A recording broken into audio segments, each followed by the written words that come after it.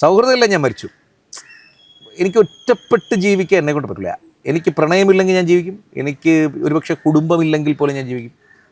പാപ്പായുമായും കൂടെ ഇല്ലെങ്കിൽ ഞാൻ ജീവിക്കും. പക്ഷേ എനിക്ക് കൂട്ടുകാരില്ലെങ്കിൽ ഞാൻ പെട്ടു.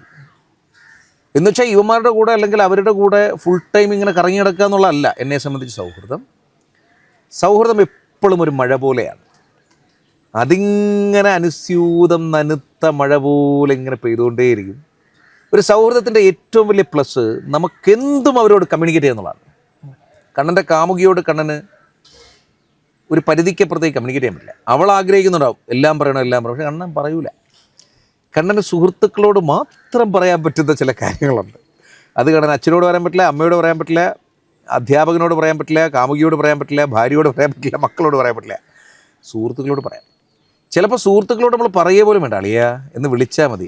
ഞാൻ അറിഞ്ഞടേ എന്നാൽ അവൻ ഇങ്ങോട്ട് പറയും.